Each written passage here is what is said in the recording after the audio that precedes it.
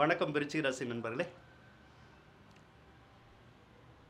விசாகம், அனுசம், கேட்டை இந்த 3 நட்சத்திரக்காரர்களுக்கு எந்த மாதிரியான பலன்கள் நடக்க போகுதுன்னு பார்ப்போம். இப்போ குரோதி அப்படிங்கிற தமிழ் புத்தாண்டு பிறக்க போகுது.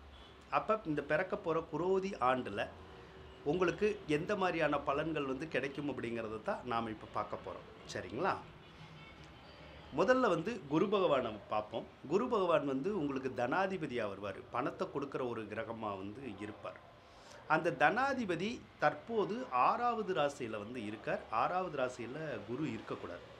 ஏன்னா 6வது ராசியில் இருந்தால் பண தட்டுப்பாடு நிறையா வரும். சிலருக்கு கடன் காட்சிகள் வரும். பொருளாதார நெருக்கடி அதிகமாக இருக்கிற மாதிரியான ஒரு சூழ்நிலைகள் இருக்கும். ஆனால் அந்த குரு பகவான் சித்திரை மாதம் 18ஆம் தேதி மாறுறார். மே மாதம் 1ஆம் தேதி உங்களுடைய ராசிக்கு 6வது ராசியிலேருந்து 7வது ராசிக்கு மாறுறார். அப்போ குரு மாறினதுக்கப்புறம் இந்த குரோதி வருஷத்தில் உங்களுக்கு அற்புதமான பலன்களை பெற முடியும். கிடைக்கும், நல்ல பலன்கள் கிடைக்கும். குரு 7ல் இருக்கிற போது முதல்ல பொருளாதார கஷ்டங்கள் தீரும். கொடுக்கல் வாங்கல் சிறப்பாக இருக்கும். கடன் பிரச்சனைகள் தொந்தரவு தராது. கடனை அடைக்கிற மாதிரியான ஒரு சூழ்நிலைகளை அந்த குரு உங்களுக்கு கொடுப்பார். பொருளாதாரத்தில் நல்ல அபிவிருத்தி ஏற்படும், நல்ல முன்னேற்றங்கள் ஏற்படும். தொழில் நல்லா நடக்கும். வருமானம் சிறப்பாக இருக்கும். வேலை இல்லாதவங்களுக்கு வேலை கிடைக்கும். வேலையில் இருக்கிறவங்களுக்கு நிம்மதி கிடைக்கும் அப்படின்னு சொல்லலாம். திருமணம் நடக்காமல் தடைபட்டவர்களுக்கு திருமண பாக்கியம் கைகூடுறதுக்கான ஒரு சந்தர்ப்பத்தையும் அந்த குரு கொடுப்பாருங்க. அதே மாதிரி குரு பகவான் உங்களுடைய ராசியை வேற பார்த்துட்டே இருப்பார்.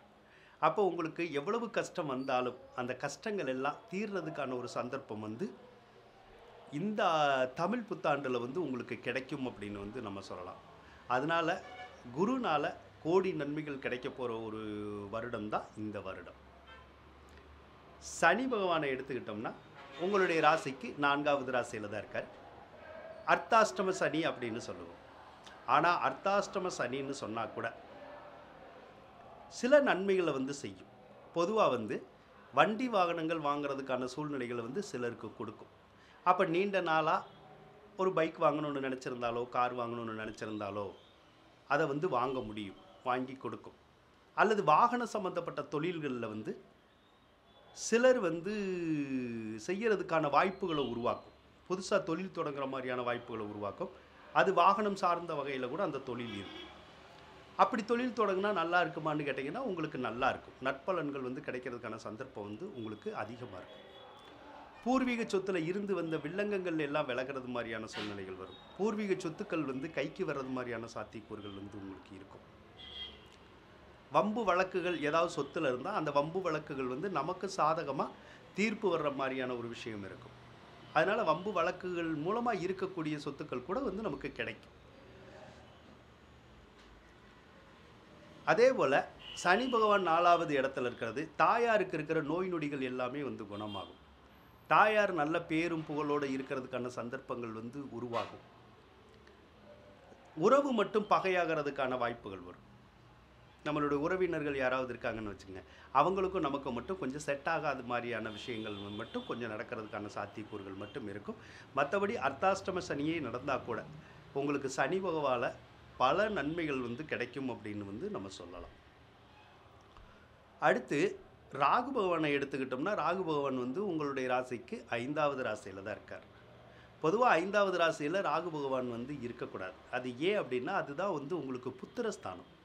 அப்போ புத்திரஸ்தானங்கிற போது சிலருடைய பிள்ளைகளுக்கும் நமக்கும் கருத்து வேறுபாடுகள் ஏற்படும். அவங்களுக்கும் நமக்கும் செட் ஆகாது. ஏதோ ஒரு வழியில் அடிக்கடி சண்டை சச்சரவுன்னு வர்ற மாதிரியான ஒரு வாய்ப்புகளை அந்த ராகு உருவாக்குவார்.